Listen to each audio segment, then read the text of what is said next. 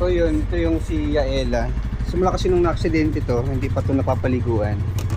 So papaliguan natin siya para i-bless naman siya. Para mawala naman yung ginawa nung kahit yung dumi lang. So gawin natin, saksak natin ito. Yan. Meron tayong nasil. Tapos meron tayong shampoo. Ito yung ginawa ni Bayaw. Yung shoutout kay kay Bayaw. Ginawa niya yan para doon sa motor wash bendo natin. Ngayon pa lang natin siya magagamit. Mukhang magbula talaga siya yun. Damihan natin. Para mas magbula. Para matanggal yung yung malas daw na ginawa ng mamang yun. Tapos open natin.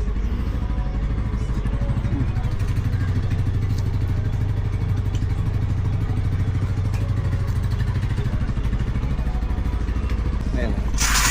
Grabe, lakas oh.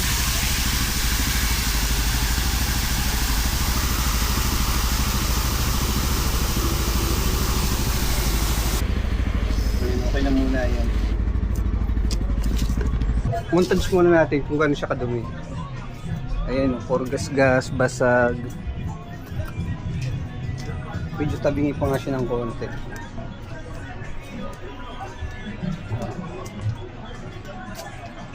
Sira na kasi yung niya, yung center stand. Medyo siya, lost rin na, kaya tabingi niya siya ngayon.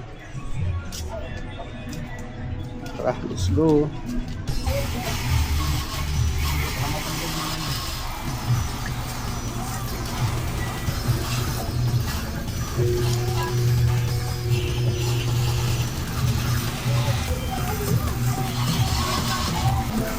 Hindi pwedeng gawin ng basta-basta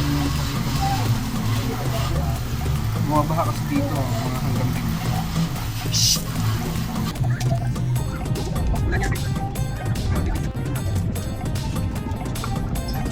Kesa yun, alam mo, itong motor na to 2017 pa to, napakaganda. Pero lahat yung stock, hindi ko pa yung napapagawa. Sabi nagsasabi, benta ko na lang daw kasi puro activity daw nangyayari. Hindi, ibang mentality ko kasi hindi sentimental value. Ano pa lang yung benta. Papayos ko na lang ito.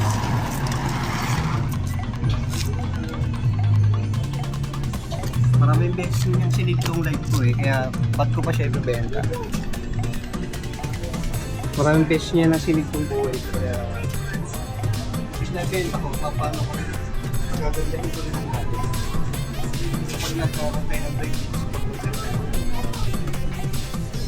yung Marco Lucas first yung nakabangga sa akin tanod siya tanod. Pero walang nangyari, ayaw nilang malamang, ayaw nilang magbayad. Sabi ko, pagawa nilang yung motor ko Ayaw nilang sobrang sakim nila sa pera. Alam nilang mahina sila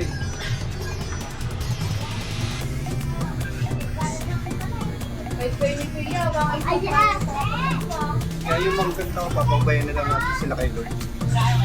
Sana lang hindi na mangyari sa kanila yung mga ginagawa. Pero sabi kasi kung ano yung mga tinatanim mo sa pangaraw-araw na hindi maganda, ang bunga na hindi rin maganda. Kaya magparayan na lang tayo, tsaka magpakumbaba.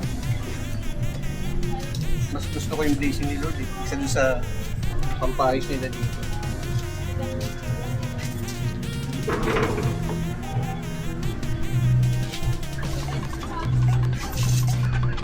Dalawa na natin.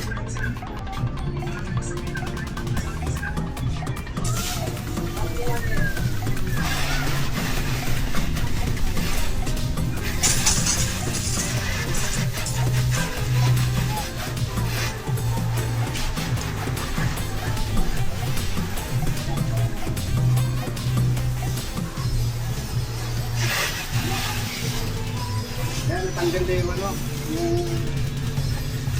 yung sarap yung pinulot ng barangay yung tanod pala.